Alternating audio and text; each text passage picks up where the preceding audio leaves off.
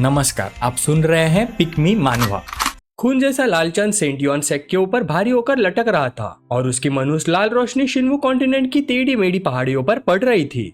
Sect के अंदर मोमबत्ती की रोशनी से जगमग करते कमरे के अंदर हवा में अगरबत्ती की खुशबू घुली हुई थी, लेकिन उसके नीचे खून की हल्की लोहे जैसी गंध भी महसूस हो रही थी। सीनियर सिस्टर, मैं आपसे भीख मांगता हूँ, प्लीज मुझे जाने दो, उसने हाफते हुए कहा। उसकी आवाज इतनी कमजोर थी कि आग की क्रैक कैक के बीच मुश्किल से सुनाई दे रही थी। जाओमू रस्सी से बंधा हुआ पड़ा था, उसकी सांसें टूटी हुई हल्की हल्की और बेहाल सी निकल रही थी। उसकी वाइफू बनने वाली एक औरत थी जिसके लंबे लाल बाल थे और चेहरे पर शिकारी मुस्कान। वो बस हंस पड़ी। जाओमू ने उस औरत को देखा। उसके चमकते लाल बाल और हिलती हुई लोमड़ी की पूंछ उसके दिल में उठ रहे ठंडे डर के बिल्कुल उल्टा नजारा पेश कर रहे थे। हस्बैंड, आज तुम्हारी बड़ी शादी का दिन है, उसने मीठी आवाज में कहा, लेकिन उसकी आंखों में शिकारी भूख चमक रही थी। वो और करीब आई। उसकी आवाज रेशम में लिपटी धमकी जैसी थी। क्या तुम सच में इतने पत्थर दिल हो कि अपनी कॉन्क्यूबाइन को इस खाली कमरे में अकेला छोड़ दोगे? किसी और को ये सीन एक प्यारे घर का रोमांटिक पल लग सकता था, लेकिन जाओमू सच जानता था। वो एक ट्रांस माइग्रेटर था, एक ऐसा इंसान जो एक दुनिया से दूसरी दुनिया में आया था सिर्फ इसलिए कि एक अजीब मजाक में फंस जाए। ये औरत जो अपनी टेढ़ी मेढ़ी ख्वाहिशों को पूरा करने के लिए हर वक्त नए नए रोल प्लेस करती रहती थी, उसकी बीवी बिल्कुल नहीं थी। वो अलग अलग कपड़े दिखाकर पूछ रही थी कि क्या उसे कुछ और पहनना चाहिए, लेकिन जाओमू का दिमाग पिछले एक साल की कहानियों में खो गया। सिर्फ एक साल पहले सब कुछ परफेक्ट था। वो इस कॉन्टिनेंट में एक नोबेल के बेटे के रूप में आया था। उसने तो डायनेस्टी की एक प्रिंसेस के साथ शादी का कॉन्ट्रैक्ट भी हासिल कर लिया था। सफेद घोड़े पर बैठकर जब वो शहर के सड़कों पर गुजर रहा था, लोग उसके लिए चीयर कर रहे थे। उस वक्त लग रहा था कि जिंदगी की सबसे ऊंची चोटी बस उसके सामने ही है। और तभी जब वो अपनी पुरानी जिंदगी के पीक पर पहुंचने वाला था, इन डीमंस ने उसका किडनैप कर लिया। जो पहले एक सिंपल रैंसम केस लग रहा था, धीरे धीरे एक जीता जागता नाइटमेयर बन गया। और उसकी हकीकत उसकी कल्पना से कहीं ज्यादा भयानक थी। कैदी बनना तो बस शुरुआत थी, असली डरावना सपना तो अभी शुरू हुआ था। उसे पता चला कि उसका प्योर यंग कॉन्स्टिट्यूशन जो उसकी सबसे बड़ी ताकत थी, नाइट यंग मिस्टिक आर्ट को कल्टीवेट करने के लिए सबसे अल्टीमेट सप्लीमेंट माना जाता था। अब वो बंधा हुआ बैठा था। उसके शरीर से हल्की जलती हुई रोशनी निकल रही थी। वो एक इंसानी बैटरी बन चुका था जो उस औरत की अंधेरी कल्टीवेशन को फ्यूल दे रही थी। इस सेक्ट में वो बस एक सर्वेंट डिसाइपल था, एक ऐसा इस्तेमाल होने वाला रिसोर्स जिसका गायब होने पर किसी को फर्क नहीं पड़ता। अचानक उसके शरीर में तेज झटका उठा। जितना बंधन अलाउ करता था वो उतना झुक गया और चमकदार लाल खून की उल्टी कर दी। जो प्योर यंग एनर्जी कभी उसकी ताकत थी, वही अब उसका श्राप बन चुकी थी। वो इतनी खत्म हो चुकी थी कि वो मौत के बिल्कुल किनारे पर खड़ा था। मैं अभी मरना नहीं चाहता, उसने बेचैनी से सोचा, लेकिन उस औरत ने उसे फिर अपनी घुटन भरी भाव में खींच लिया। उसे महसूस हो रहा था कि उसकी लाइफ फोर्स कमरे में जलती बुझती मोमबत्ती की तरह धीरे धीरे खत्म हो रही थी। वो बस एक सप्लीमेंट था, एक ऐसी औरत के लिए जो अपनी टेढ़ी ख्वाहिशों को पूरा करने के लिए उसकी रूह को धीरे धीरे बर्बाद कर रही थी। बंधा हुआ और बेअसर सर्वेंट डिसाइपल ने महसूस किया कि ठंडे हाथ उसके गले पर कस गए हैं। उसके ऊपर झुकी औरत का चेहरा खुशी और जालिमियत का अजीब मास्क बना हुआ था। उसके लाल बाल कंधों पर इस तरह बिखर रहे थे कि जैसे खून का दाग। वो झुककर शिकारी बिल्ली की तरह फुसफुसाई, मेरे हाथों से मरने का मौका मिल रहा है जूनियर ब्रदर, तुम्हें खुद को ऑनर्ड फील करना चाहिए। फिर उसने एक छोटी सी ट्रांसपेरेंट वाइल उठाई। उसके अंदर सॉलिडिफाइंग यंग पिल थी। यह एक ऐसा खजाना था जो शुद्ध एनर्जी को स्टिमुलेट करता था, लेकिन उसके हाथों में ये मौत का हुक्म था, नाइन यंग मिस्टिक आर्ट के लिए आखिरी फ्यूल। उसने जबरदस्ती गोली उसके मुंह में डाल दी। उसका स्पर्श झूठे प्यार का मजाक लग रहा था। वाइफ की nine young mystic art break through के बिल्कुल करीब है, वो खिलखिलाकर बोली, इसलिए हस्बैंड अपनी थोड़ी सी प्योर यंग एनर्जी देने में कंजूसी मत करो। जाओमू ने दांतों को कस लिया। पिल से निकली गर्मी उसके शरीर में दौड़ पड़ी। उसका दिमाग कड़वाहट और बेचैन गुस्से से भर गया। मैंने अभी तक इस दुनिया को प्रॉपरली देखा भी नहीं। क्या मैं सच में इस लोमड़ी औरत के हाथों निचोड़कर मर दिया जाऊंगा? उसका हाथ मुट्ठी में बदल गया। उसके नाखून उसकी अपनी हथेली में धंस गए और खून निकल आया। मैं इस किस्मत को कभी एक्सेप्ट नहीं करूंगा, मैं कभी हार नहीं मानूंगा। तभी अचानक जैसे पूरी दुनिया एक पल के लिए रुक गई हो। कमरे की धुंधली गर्मी को एक ठंडी डिजिटल क्लैरिटी ने चीर दिया। उसकी नजरों के सामने नीली चमकती लाइंस उभरने लगी। वो मिलकर एक फ्लोटिंग इंटरफेस में बदल गई जिसे सिर्फ वही देख सकता था। Binding successful, detected that host received the system too late, issuing compensation. Compensation reward issued, the first return is guaranteed to be 10,000 fold reward. अपनी कॉन्शियसनेस के अंदर उभरते हुए सिस्टम के स्पीयर को देखकर आदमी एक पल के लिए बिल्कुल जमसा गया। एक पूरा साल उसने एक घटिया सर्वेंट की तरह गुजारा था। एक पूरा साल शिकार बनकर लोगों के हाथों इस्तेमाल होते हुए, और आज आखिरकार वो पल आ ही गया था। नीली रोशनी उसके आंखों में चमक रही थी। उसके डर को छुपाकर उसकी नजर में एक नई तेज और खतरनाक एम्बिशन भर रही थी। सिस्टम स्पीयर, उसने अंदर ही अंदर धीरे से कहा। उसकी सोच रिलीफ और अंधेरे इरादों के मिक्सअप से कांप रही थी। सब कुछ पलटने का मौका आखिर आ ही गया। उसने सर उठाकर अपने सीनियर सिस्टर की तरफ देखा। वो अभी भी अपनी जीत के नशे में डूबी हुई थी। उसने उसकी नजरों में आए बदलाव को महसूस ही नहीं किया। उसने ये भी नहीं देखा कि सिस्टम ने उसे बताया था कि जो भी चीज वो देगा उसके बदले में उसे कई गुना ज्यादा रिवॉर्ड मिलेगा। सीनियर सिस्टर, अभी मैं तुम्हें पूरी तरह से सेटिस्फाई करता हूँ, उसने भारी आवाज में कहा। उसकी आवाज पहले से ज्यादा गहरी हो गई थी। उसने स्ट्रगल करना बंद कर दिया और उसे अपनी तरफ खींच लिया। अगर सिस्टम देने पर रिवॉर्ड देता था तो वो उसे सब कुछ देगा जो वो चाहती थी, और जो 10,000 गुना रिटर्न मिलेगा उसे उसकी पूरी दुनिया जलाकर राख कर देगा। आज रात वो बलि का बकरा नहीं बनेगा। आज रात से वो अपनी किस्मत का खुद मालिक होगा। अगली सुबह सेंट यॉन डीमन सेक के शांत पानियों पर सूरज की सुनहरी रोशनी चमक रही थी। किनारे के पास हल्की लहरों पर सोना जैसा नूर नाच रहा था। कमरे के अंदर जाओम बिस्तर पर थका हरा पड़ा था। उसका सीना जोर जोर से उठ कर रहा था और वो ब्लैंक एक्सप्रेशन के साथ छत को घूर रहा था। उसके सामने लंबे क्रिम्सन बालों वाली और स्पिरिट फॉक्स की पूंछ रखती वो औरत आराम से स्ट्रेच कर रही थी। उसने पलटकर उसकी तरफ देखा और होठों पर शिकारी मुस्कान आ गई। तुमने प्योर यंग पावर तो ज्यादा नहीं दिया, लेकिन कल रात तुम्हारी परफॉर्मेंस बुरी नहीं थी, वो मजाक उड़ाते हुए बोली। कपड़े पहनकर जाने से पहले उसने कंधे के ऊपर से मुड़कर एक ठंडी बात कही। जो कल्टीवेशन फर्नेसेस बच नहीं पाते उनके लिए थोड़ा अफसोस होता है, लेकिन अगर तुम जिंदा रहे तो मैं जरूर फिर तुम्हारे साथ मजे करने आऊंगी। वो हंसकर चली गई। कमरे में सन्नाटा छा गया। जाओमू के चेहरे पर थकान की जगह एक तेज और हिसाबी एक्सप्रेशन आ गया। उसके होठों पर धीरे धीरे एक मुस्कान फैल गई। उसी वक्त उसकी आंखों के सामने ट्रांसपेरेंट सिस्टम इंटरफेस दोबारा जगमगाया। सिस्टम पूरी तरह से एक्टिवेट हो चुका था। जिस प्योर यांग पावर को वो औरत उससे निकालना चाहती थी वही उल्टा उसके अंदर तूफान बनकर लौट आई। सुनहरी एनर्जी उसके शरीर से फूट निकली। चमकदार नियॉन्स उसके मसल्स पर दौड़ने लगे। सिस्टर नोटिफिकेशन एक के बाद एक बजने लगे। कांग्रेचुलेशन होस्ट, आप की रिफाइनिंग के 3rd लेयर तक पहुंच गए हैं। कांग्रेचुलेशन होस्ट, आप की रिफाइनिंग के 4th लेयर तक पहुंच चुके हैं। System alert, pure yang power absorb हो रही है, break through imminent. Final notification, congratulation host, आप की रिफाइनिंग के 10th लेयर्स ग्रेट सर्कल तक पहुंच गए हैं। सुनहरी आग के स्तंभ के बीच खड़ा जाओमू महसूस कर रहा था कि उसकी नसों में बेपनाह शक्ति दौड़ रही है। एक बेकार कल्टीवेशन फर्नेस से लेकर पीक की रिफाइनर बनने तक का सफर सिर्फ कुछ धड़कनों में पूरा हो गया था। लेकिन पावर के नशे में डूबने के बजाय उसने तुरंत अपनी ऑरा को दबा दिया। उसने लंबे बालों को पीछे किया और सुनहरी आग को शांत कर दिया। वो अच्छी तरह से जानता था सेंट यॉन डीमंस एक जहरीले सांपों का घोंसला था। यहाँ हर तरफ खतरनाक एक्सपर्ट बैठे थे। अगर उसकी अचानक बढ़ी हुई स्ट्रेंथ या सिस्टम का राज खुल गया तो उसका अंजाम मौत से भी ज्यादा खौफनाक होगा। कोर्टयार्ड में निकलकर उसने दूर आसमान की तरफ देखा। उसे स्पिरिट स्टोन चाहिए थे, कल्टीवेशन की असली बुनियाद। हावियन सेक के कोर्टयार्ड में खड़ा जाओमू अपने पास के रिसोर्सेज का हिसाब लगा रहा था। ज्यादातर सीनियर सिस्टर्स अमीर नहीं थी। 3 या 4 स्पिरिट स्टोन्स मिल जाना भी अच्छा रिवॉर्ड माना जाता था, लेकिन उसके एम्बिशंस के लिए ये काफी नहीं था। उसे और तेज तरीके से अमीर बनना था। तभी उसकी नजर मेडिटेशन करते हुए आउटर डिसेपल वैंग चैंग पर पड़ी। जाओमू को याद है कि सेक्ट में आने के शुरुआत के दिनों में वैंग चैंग ने उसके साथ थोड़ी बहुत काइंडनेस दिखाई थी। अब वक्त आ गया था उस एहसान का बदला चुकाने का और साथ ही सिस्टम की लिमिट्स टेस्ट करने का। अगर मैं पिछले 1 साल में बचाए हुए 200 स्पिरिट स्टोन इसे दे दूं तो रिटर्न रिवॉर्ड बहुत ज्यादा बड़ा होना चाहिए। ये सोचकर उसने कलाई घुमाकर एक भारी पाउच वैंग चैंग की तरफ उछाल दिया। वैंग चैंग ने आंखें खोली और हैरानी से पाउच पकड़ लिया। Spirit stones. वह हक्का बक्का रह गया। उसने आसमान की तरफ देखकर कहा, मैं वैंग चैंग किसी महान उपकारी से मिला हूँ। उसी पल जाओमू के नजर के सामने सिस्टम इंटरफेस चमका। 200 स्पिरिट स्टोन्स दिए गए। 500 फोल्ड रिटर्न ट्रिगर हुआ। 1,00,000 स्पिरिट स्टोन्स प्राप्त हुए। अचानक जाओमू के चारों तरफ सुनहरी एनर्जी का एक बड़ा स्तंभ फूट पड़ा। चमकते हुए स्पिरिट स्टोन्स उसके आसपास बरसने लगे। उन सबके बीच खड़ा जाओमू पागलपन भरी मुस्कान के साथ हंस पड़ा। 1,00,000 तो सिर्फ शुरुआत है। अगर 10,000 फोल्ड रिटर्न ट्रिगर हो गया तो मेरे पास मिलियंस होंगे, और फिर जिन्होंने मुझे जलील किया था सबको लाखों गुना ज्यादा कीमत चुकानी पड़ेगी। उसकी आंखों में चालाक चमक उभरी। अगर मैं सिस्टम से मिले स्पिरिट स्टोन दोबारा दे दूं तो क्या रिवॉर्ड फिर से ट्रिगर होगा? जाओमू चुपचाप देख रहा था कि वैंग चैंग कैसे पागल की तरह जमीन पर बिखरते स्पिरिट स्टोन्स को समेट रहा था। वैंग चैंग बार बार हवा की तरफ झुककर प्रणाम कर रहा था, जैसे उसे कोई देवता वरदान दे रहा हो। जाओमू ने तुरंत सिस्टम से मिले स्पिरिट स्टोन्स को दोबारा गिफ्ट करने की कोशिश की, लेकिन सिस्टम इंटरफेस बिल्कुल ठंडा और खामोश रहा। कोई रिस्पॉन्स नहीं। जाओमू ने हल्की सी सांस छोड़ी। नीली स्क्रीन की रोशनी उसके आंखों में चमक रही थी। कोई रिएक्शन ही नहीं। जैसे सोचा था सिस्टम को इस तरह एक्सप्लॉइट नहीं कर सकता।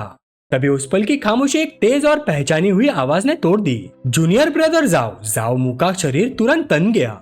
उसने मुड़कर देखा। उसके सामने एक लंबी दबदबे वाली औरत खड़ी थी। उसका हाथ उसकी लंबी तलवार के हिल्ट पर टिका हुआ था। उसकी आंखें ठंडी थी।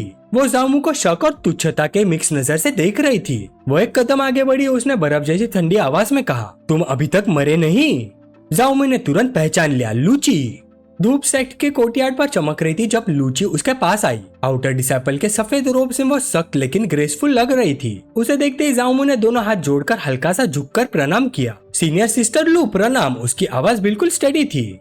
लूची उसके सामने रुक गई। उसकी नजर ठंडी और जांचने वाली थी। ये फीमेल कल्टीवेटर लूची है। ये भी एक आउटर डिसाइपल है जो 9 यिन मिस्टिक आर्ट कल्टीवेट करती है। जामू का दिमाग पुरानी यादों में चला गया। जब वो सेक्ट में नया था तब लूची थी जिसने उसका ख्याल रखा था। उस अजनबी दुनिया में उसने जामू को थोड़ा सहारा दिया था, लेकिन चूजीरोन की सख्त वार्निंग के बाद लूची धीरे धीरे उसे दूर हो गई और फिर एक दिन आना ही बंद कर दिया। खामोशी तोड़ते हुए लूची बोली, तुम्हारी कल्टीवेशन काफी इम्प्रूव हुई है। लगता है तुम्हारा प्योर यांग कॉन्स्टिट्यूशन मेरे सोच से भी ज्यादा पावरफुल है। जामू ने नम्रता से मुस्कुराया। सीनियर सिस्टर ज्यादा तारीफ कर रही है, बस थोड़ी सी किस्मत थी। लूची का सब्र टूट गया। बकवास बंद करो, उसने ठंडी लेकिन हुक्म भरी आवाज में कहा। जाओमू कुछ समझ पाता उससे पहले उसने आगे बढ़कर उसकी कलाई मजबूती से पकड़ ली। जाओमू ने हैरानी से आंखें झपकाई। है? लूची ने सीधा कहा, चूजीरोन अगले कुछ दिनों में ब्रेक थ्रू के लिए सेक्लूजन में जा रही है। जब तक वो बाहर नहीं आती तुम ठीक से मेरी कल्टीवेशन में मदद करोगे। जाओमू बिल्कुल चौंक गया। है क्या? लूची ने कुछ और एक्सप्लेन नहीं किया। उसने जमीन की तरफ इशारा किया और स्पिरिचुअल एनर्जी की लहर के साथ एक विशाल नीली तलवार हवा में मटेरियलाइज हो गई। जमीन तलवार से कुछ इंच ऊपर तैर रही थी। उसकी ब्लेड से रोशनी के कण निकल रहे थे। ऊपर चढ़ जाओ, लूची ने सीधा हुक्म दिया। जैसे ही दोनों हवा में उड़े, अचानक स्पीड बदलने से जाओमू का बैलेंस हिल गया। खुद को संभालने के लिए उसने इंस्टिंक्टिवली लूची को पकड़ लिया। लूची का चेहरा तुरंत लाल हो गया। तेज हवा उनके पास से गुजरती रही। सीनियर सिस्टर थोड़ा स्लो, जाओमू ने उसे पकड़े हुए कहा। दूर पहाड़ों की तरफ तलवार बिजली की तरह दौड़ रही थी। लूची ने उसकी तरफ नजर डाली। उसकी आंखें थोड़ी सी सिकुड़ गई। कुछ महीनों से तुमसे नहीं मिली, लेकिन तुम्हारे कल्टीवेशन और ऑरा में इतना बदलाव, क्या तुम्हें उस फॉक्स चूजीरोन से कुछ बेनिफिट्स मिले? जामू ने थके हुए से सांस भरी। सीनियर सिस्टर चू तो बस मुझसे लेती रहती है, मुझे क्या बेनिफिट्स मिलेगा? लूची का एक्सप्रेशन थोड़ा नरम हुआ। डिमोन्स कभी सच में दयालु नहीं होते। अगर तुम उसके साथ रहे तो एक दिन वो तुम्हारा प्योर यांग पूरी तरह से निकाल कर तुम्हें मार देगी। फिर उसकी आवाज में डिटर्मिनेशन आ गया। इस बार जब मैं कोर फॉर्मेशन रैम में ब्रेक थ्रू कर लूंगी, मैं चूजीरोन को चैलेंज करूंगी। अगर मैं जीत गई तो उसके बाद तुम मेरे साथ रहोगे। जाओमू की आंखों में शरारती चमक आ गई। वो थोड़ा और करीब झुककर धीरे से बोला, तो फिर मुझे सिस्टर लू का सहारा लेना पड़ेगा। अचानक इतनी नजदीकी से लूची घबरा गई। उसकी गर्दन तक लाली चढ़ गई। तुम बहुत करीब हो, वो हिचकिचाते हुए बोली। जब वो सेंट यॉन डेमोन सेट के इनर एरिया की तरफ बढ़ रहे थे, जामू के दिमाग में सवाल घूम रहे थे। मेरे साथ रहोगे का क्या मतलब? तुम लोग मुझे समझते क्या हो? थोड़ी देर बाद दोनों लूची के प्राइवेट क्वार्टर्स में पहुंच गए। खुली हवा की जगह पॉलिश वुड और इंसेंस की खुशबू ने ले ली। लूची उसकी तरफ मुड़कर बोली, मैं कोर फॉर्मेशन रेल्म के ब्रेक थ्रू के बिल्कुल करीब हूँ। अगर तुम मेरी मदद करोगे और ब्रेक थ्रू स्मूथली हो गया तो रिवॉर्ड के रूप में मैं तुम्हें एक वाइटलिटी पिल दूंगी। जामू ने सीधा सिर हिलाया। अच्छा। वो रूम के पिछले हिस्से की तरफ बढ़ने लगी जहाँ एक स्क्रीन के पीछे बाथिंग एरिया था। मैं नहाने जा रही हूँ। बात उसकी गर्म और भाप से भरी हवा में सीनियर सिस्टर आराम से लकड़ी की टब में बैठ गई। उसने एक लंबी थकी हुई सांस छोड़ी और पानी हल्की हल्की लहरों के साथ उसके आसपास हिलने लगा। इस बार मुझे कोई नहीं रोक सकता, उसने धीरे से खुद से कहा। उसके चेहरे पर उम्मीद और पक्के इरादे का मिक्स साफ नजर आ रहा था। इस बार मुझे जरूर क्या? एक खुश मिजाज आवाज ने उसकी बात बीच में ही काट दी। आवाज सुनते ही सीनियर सिस्टर घबराकर जोर से चीख उठी। वो तुरंत मुड़कर देखने लगी। वहाँ उसका जूनियर ब्रदर खड़ा था। वो पहले से ही नहाने के लिए तैयार था और उसके चेहरे पर शरारती मुस्कान थी। तुम अचानक अंदर कैसे आ गए? वो हिचकिचाते हुए बोली। उसका चेहरा लाल हो गया था कि पानी की गर्मी भी उसके सामने फीकी लग रही थी। जाओमू बिना जरा भी घबराए बड़े टब में उतर गया। टाइम बहुत कीमती है, उसने मुस्कुराते हुए कहा। साथ में नहाएंगे तो ज्यादा जल्दी होगा। जैसे ही वो उसके पास बैठा, हवा का माहौल बदल गया। हैरानी की जगह अब एक अजीब सी गर्म और रूहानी टेंशन ने ले ली। उसने हाथ बढ़ाया। उसका टच जेंटल था लेकिन उसकी प्रेजेंस पूरी तरह से डोमिनेंट थी। तो फिर शुरू करे, उसने धीरे से कहा। कमरे में धीमी और रिदम वाली गूंज भर गई। दोनों ने कल्टीवेशन शुरू कर दी। लूची की पलकें हल्की सी बंद हो गई। उसकी सांस एक पल को अटक गई जब उसने एनर्जी का फ्लो महसूस किया। उसने उसकी टेक्निक की फेमिलियर लेकिन पावरफुल ताकत को महसूस किया। सीनियर सिस्टर की 9 यिन मिस्टिक आर्ट वाकई कमाल है, जाओमू ने तारीफ की। उसकी आवाज गर्म भाप में गूंज उठी। लूची के होठों पर शर्मीली सी मुस्कान आ गई। जूनियर ब्रदर का प्योर यांग कॉन्स्टिट्यूशन भी काफी डोमिनियरिंग है, उसने हल्की आवाज में जवाब दिया। उसके आसपास पानी घूमने लगा। यिंग और यांग एनर्जीज के टकराव से टब का पानी खुद रिएक्ट कर रहा था। भाप और तेज होती गई। काफी देर बाद कल्टीवेशन खत्म हुई। टब के पानी पर भारी खामोशी छा गई। जामू टब के किनारे से टेक लगाकर संतुष्ट एक्सप्रेशन के साथ बैठा था। उसने लूची की तरफ देखा, उसका चेहरा गहरी लाली से भरा हुआ था। मैंने सच में एक्सपेक्ट नहीं किया था कि सीनियर सिस्टर लू जो 9 यिंग मिस्टिक आर्ट को कल्टीवेट करती है असल में बस तुम्हें पता है इतना काफी है, उसे जुबान पर लाने की जरूरत नहीं। लूची ने बीच में ही उसकी बात काट दी। उसकी सांसें अभी भी थोड़ी बेकरार थी। ठीक है, जामू हंस पड़ा और मजाक में दोनों हाथ उठा दिए। लेकिन अगले ही पल लूची का एक्सप्रेशन उदास हो गया। अगले महीने मेरी शादी है, उसने धीरे से कहा। लूची ने आगे कहा, उसका नाम लॉन्ग टिंशियान है, तुमने उसका नाम जरूर सुना होगा। जामू का हल्का फुल्का मूड तुरंत सीरियस हो गया। जामू ने भाई सिकोड़ ली, लॉन्ग टिंशियांग। वो नाम काफी मशहूर था, सेंट युआन डीमन सेक्ट का सबसे बड़ा जीनियस। 30 साल से पहले इनेसेंट सोल रेम तक पहुंच चुका था, हेवेंस प्राइड लिस्ट का टॉप एक्सपर्ट, और जिसने अपने दम पर स्वॉर्ड इंटेंट समझा था। जामू के चेहरे पर एक पल के लिए घबराहट आ गई। अगर इतने बड़े एक्सपर्ट को पता चल गया कि मैंने उसके सिर के ऊपर ग्रीन हैट पहना दी तो मेरा क्या होगा? उसने परेशानी में सिर पकड़ लिया। लूची ने आगे बढ़कर उसके सीने पर हाथ रखा। चिंता मत करो, उसने पक्की आवाज में कहा। फिर उसने एक राज बताया। लॉन्ग टिंशियान ने पूरे स्वॉर्ड मैनुअल के प्रैक्टिस के दौरान अपने मेरिडियंस को नुकसान पहुंचा दिया था और अब वो मर्दाना तौर पर असमर्थ था। इसलिए जब तक मैं खुद कुछ नहीं बोलती किसी आउटसाइडर को इस बात का कभी पता नहीं चलेगा। वो उसके और करीब आई। उसकी आंखों में सच्चा प्यार था। आवाज धीमी करते हुए वो बोली, और वैसे भी अगर मैं तुम्हें सच में पसंद नहीं करती तो क्या मैं तुम्हें अपनी सबसे कीमती चीज देती? जामू उसके और करीब झुक गया। उसने धीमी गहरी आवाज में कहा, सीनियर सिस्टर। फिर दोनों की नजरें एक दूसरे में खो गई। उनके बीच एक बेआवाज समझ पैदा हो गई। लूची ब्रेक थ्रू के करीब थी। जामू ने सोचा, तो फिर और मेहनत करते हैं। लूची ने हल्की सी सांस के साथ कहा, तुम इडियट। लेकिन उसके एक्शंस उसके लफ्जों के बिल्कुल ऑपोजिट थे। खिड़की के बाहर लैटिस विंडो पर उनकी सिलुएट्स नजर आ रही थी, दो साए जो मिलकर और ज्यादा ताकत हासिल करने की कोशिश कर रहे थे। कोर्टयार्ड के शांत माहौल में बाम्बू की खुशबू फैली हुई थी।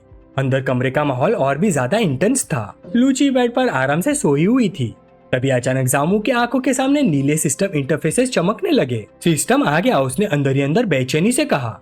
आपका सारा यांग पावर ड्रेन कर लिया गया है, सिस्टम एक्टिवेट हो गया है। रेड यांग सेक्रेट बॉडी की इंटेंसिटी काफी बढ़ गई है। उसने महसूस किया कि उसके पूरे शरीर में जबरदस्त बदलाव हो रहा है। उसकी मसल तन गई, उन पर सुनहरी रोशनी चमकने लगी। आखिर में उसके दिमाग में एक विजयी नोटिफिकेशन गूंजा, डिंग, कांग्रेचुलेशन होस्ट, आप फाउंडेशन एस्टेब्लिश स्टेज में ब्रेक थ्रू कर चुके हैं।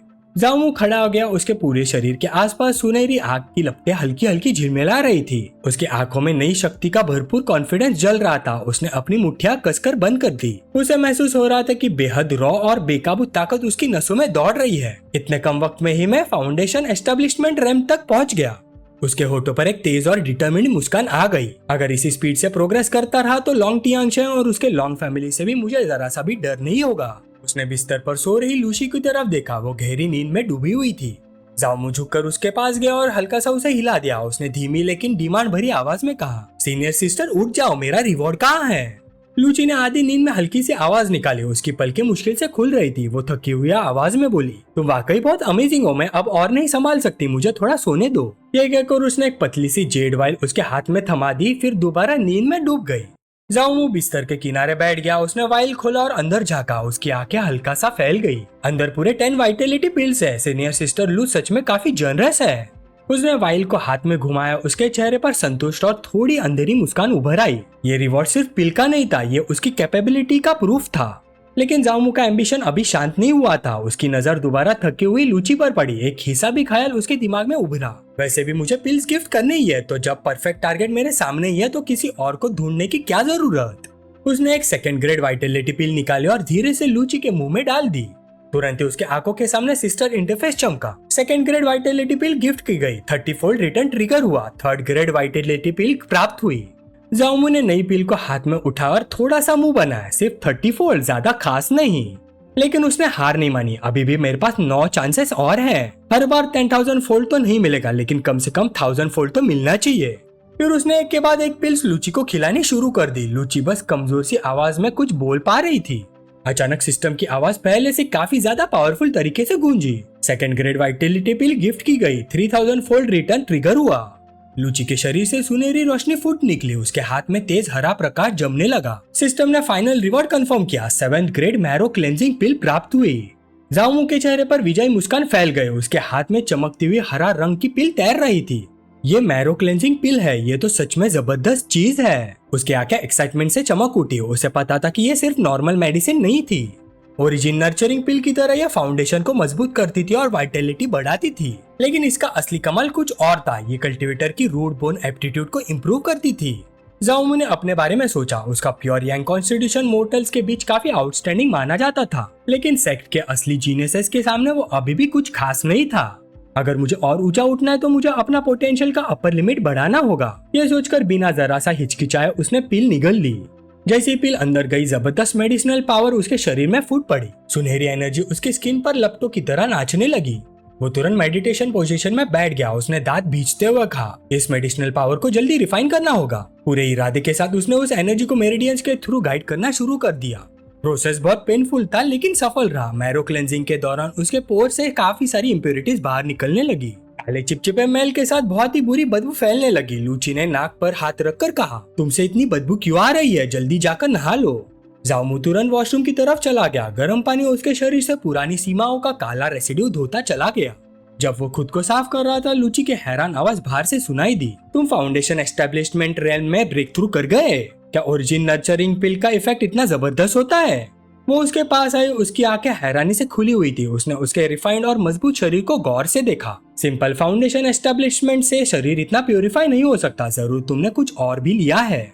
जाओमू ने अपना एक्सप्रेशन बिल्कुल स्टेडी रखा। उसने अपना राज छुपा लिया। वो जानता था कि अचानक मैरो क्लेंजिंग पिल का मिलना एक्सप्लेन करना लगभग नामुमकिन था।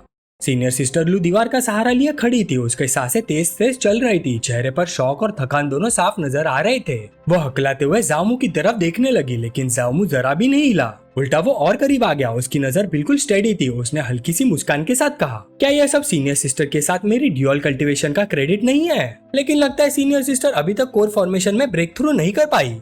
उसकी मुस्कान थोड़ी और गहरी हो गई। शायद जूनियर ब्रदर ने अभी तक पूरी मेहनत नहीं की। चलिए जूनियर ब्रदर एक और बार मदद कर देता है, बिल्कुल फ्री ऑफ कॉस्ट।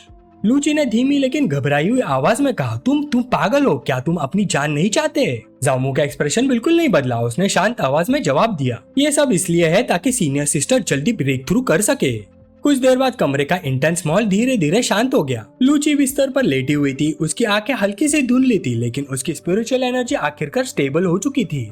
जाओमू ने अपना काला रोब ठीक किया, अपना ऑर्नेट बेल्ट कसकर बांधा, फिर एक बार पलटकर लूची की तरफ देखा। सीनियर सिस्टर, आप आराम से ब्रेक थ्रू कीजिए, मैं पहले चलता हूँ। उसी वक्त उसी आंखों के सामने सिस्टर इंटरफेस चमका। डिंग! आपकी प्योर यांग एनर्जी लगातार एब्जॉर्ब की गई। 10-fold रिटर्न ट्रिगर हुआ। रेड यांग पावर थोड़ा सा बढ़ गया।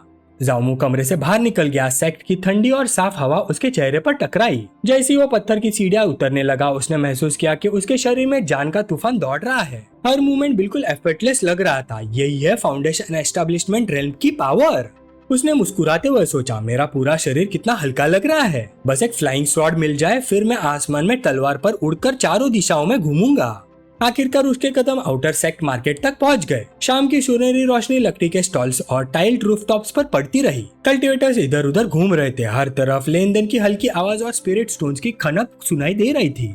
जाओमू एक स्टॉल के पास रुक गया। वहाँ कई लंबे लकड़ी के बॉक्सेस रखे थे। हर बॉक्सेस में एक तलवार थी। वेंडर ने जामू की नई ऑरा महसूस की और हल्के से झुककर एक पॉलिश केस उसके हाथ में रख दिया। फेलो डाविस्ट, आप काफी जनरस है, धन्यवाद।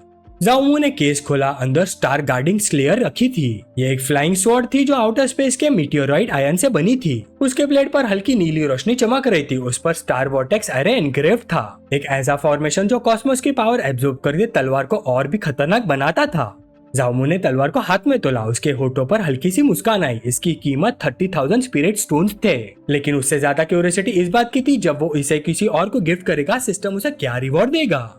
लेकिन तभी एक भद्दी आवाज ने उसकी सोच तोड़ दी। प्रीटी बॉय, आखिर तुझे पकड़ ही लिया। उसके सामने एक बहुत बड़ा सिंग वाला आदमी खड़ा था। उसके पीछे कुछ चमचे भी खड़े थे। ये था नुइताई, आउटर डिसाइपल, ब्रूट स्ट्रेंथ के लिए मशहूर और सीनियर सिस्टर चू जीरॉन के लिए पागलपन की हद तक ऑब्सेस्ड। न्यूताई फाउंडेशन एस्टेब्लिशमेंट कल्टीवेटर था। उसके अंदर ऑक्स डिमंड ब्लड लाइन थी। रॉ स्ट्रेंथ के मामले में वो अपने रैंक के ज्यादातर इंसानों से काफी ज्यादा पावरफुल था। नुइताई आगे बढ़ा और जामू का कॉलर पकड़ लिया। उसकी पकड़ लोहे के जैसे मजबूत थी। नुइताई ने गुस्से से दांत भींचे। लॉर्ड नुई ने सुना है कि तू फिर से सीनियर सिस्टर चू से मिला था, क्या ये सच है? पर जामू बिल्कुल नहीं घबराया। उसने बिल्कुल शांत आवाज में जवाब दिया, तो अगर मिला था तो? ये जवाब नुइताई को और भड़का गया। वो दहाड़ा, तू? उसकी मुट्ठी पर भड़की हुई आग लपक उठी। गर्मी से आसपास की हवा तक टेढ़ी मेढ़ी होने लगी। नुइताई ने पहाड़ जैसी मुट्ठी जामू पर दे मारी, तो मर जा। लेकिन जामू की मूवमेंट इतनी स्मूथ थी जैसे सब कुछ पहले से ही देख रहा हो। एक ही मुंह में उसने जलती हुई मुट्ठी अपनी हथेली में पकड़ ली। धमाके से धूल का बादल उड़ गया, लेकिन जामू अपनी जगह से जरा भी नहीं हिला। उसका एक्सप्रेशन बिल्कुल शांत था। उसने हल्की सी इंसल्टिंग मुस्कान के साथ कहा, सॉरी पर मैं अभी जिंदा रहना चाहता हूँ सीनियर सिस्टर चू के साथ और मजे करने के लिए। नुईताई की आंखें फट गई। गुस्सा एक पल के लिए प्योर डिसबिलीफ में बदल गया। तू भी फाउंडेशन एस्टेब्लिशमेंट रेल में पहुंच गया। वो एक कदम पीछे हटा। उसकी ऑरा और तेज हो गई। उसके शरीर से गहरी लाल रोशनी फूट निकली। ऑक्स डीमन ब्लड लाइन अपनी पूरी ताकत पर पहुंच चुकी थी। सिर्फ ब्रेक थ्रू कर लेने से ये मत समझना कि तू मेरे बराबर हो गया। जामू के रेड यंग सेक्रेड बॉडी के आसपास हवा क्रैकल करने लगी। वो बिल्कुल शांत खड़ा रहा। उसकी आंखें नुईताई के हर डेस्परेट अटैक को क्लियरली देख रही थी। उसने ठंडी आवाज में कहा, ताकत बुरी नहीं है लेकिन स्पीड काफी कम है। ये सुनते ही नुईताई का गुस्सा सातवें आसमान पर पहुंच गया। वो जोर से दहाड़ा, बकवास बंद कर। अगले ही पल उसने अपने दोनों मुट्ठियों से लगातार हमले करने शुरू कर दिए। गुलाबी रोशनी के चमकते हुए मुक्के हवा को चीर रहे थे, लेकिन जामू पहले उसके अटैक पैटर्न्स को समझ चुका था। उसकी आंखों में सुनहरी रोशनी चमकी। उसने ठंडी आवाज में कहा, ये तमाशा कब खत्म होगा? और एक ही पल में उसका शरीर बिजली की तरह हिला। धड़ाम! एक तेज और निश्चित वार नुईताई को सीधा जमीन पर गिरा गया। नुईताई मिट्टी में लुढ़क गया और मुंह से खून उगल दिया। उसके चमचे सन रह गए। सबके चेहरों पर डर और डिसबिलीफ था। ये कैसे हो सकता है? ये लड़का अचानक इतना पावरफुल कैसे हो गया? जमीन पर पड़े नुईताई को देखकर उसके साथियों ने तुरंत धमकी देनी शुरू कर दी। हमारा परिवार सेक्ट में काफी इन्फ्लुएंस रखता है। अगर तुमने हद पार की तो अंजाम बुरा होगा। जामू एक पल के लिए रुक गया। उसके होठों पर हल्की सी खतरनाक मुस्कान उभरी। ओ, तुमने तो मुझे एक अच्छी बात याद दिला दी। उसने कलाई घुमाई। तुरंत एक सेकंड ग्रेड फ्लाइंग स्वॉर्ड हवा में मटेरियलाइज हो गई। ठंडी नीली रोशनी उसके ब्लेड पर चमक रही थी। सबको लगा वो तलवार से नुईताई पर वार करेगा, लेकिन जामू ने तलवार को सीधा नुईताई के सामने जमीन पर गिरा दिया। उसने बेपरवाही से कहा, इस फ्लाइंग स्वॉर्ड की कीमत 30,000 स्पिरिट स्टोन है। इससे उसके मेडिकल एक्सपेंसेस कवर हो जाएंगे। जैसे उसने तलवार गिफ्ट की, सिस्टम इंटरफेस उसकी आंखों के सामने चमका। Catching! Arkan grade flying sword gift की गई। 1000 फोल्ड रिटर्न ट्रिगर हुआ। सिस्टम ने तुरंत रिवॉर्ड कैलकुलेट किया। उसके प्राइवेट इन्वेंट्री में एक और भी पावरफुल अर्थ ग्रेड स्वॉर्ड आ गई, लेकिन जामू के लिए वो भी बस ठीक ठाक ही थी। सबको लगा कि जामू का ध्यान भटक गया है। इसी मौके का फायदा उठाते हुए दो अटैकर छतों से कूद पड़े। उनके वेपन्स बैंगनी ऑरा से घिरे हुए थे। सायों की तरह तेजी से वो जामू की पीठ की तरफ बढ़े, पर जामू ने पलटकर देखना भी जरूरी नहीं समझा। उसने ठंडी सांस छोड़ते हुए कहा, कितने बेवकूफ हो तुम लोग। अब अगर मैं रूथलेस एक्ट करूं तो मुझे ब्लेम मत करना। उसके शरीर से नीली रोशनी का जबरदस्त शॉक में फूट निकला। एक अंधा कर देने वाली एनर्जी आग गली में चमकी, और अगले ही पल दोनों अटैकर्स के वेपन हवा में उड़ गए। वो दोनों अपने सीने पकड़कर दर्द से कराहने लगे, लेकिन भीड़ कुछ समझ पाती उससे पहले एक नई शक्ल रोशनी में आगे आई। लंबे बहते हुए बाल, तेज और सख्त नजर। वो एक खूबसूरत लेकिन ऑथोरिटी से भरी हुई औरत थी। उसने जमीन पर गिरे अटैकर्स को तुच्छ नजर से देखा। तुम लोगों में इतनी हिम्मत है कि पहले खुद कंप्लेंट करने आ गए? फिर उसने सख्त आवाज में कहा, मैंने अपनी आंखों से देखा है। पहले तुम लोगों ने ही चिपके से अटैक किया था। अगर आपको वीडियो पसंद आई तो लाइक और शेयर जरूर करना, और सब्सक्राइब करो पिकमी को, ताकि आपको मिलती रहे डेली मानवा की कहानियां हिंदी में। अगला पार्ट और भी इंटरेस्टिंग होगा, तो मिलते हैं नेक्स्ट वीडियो में।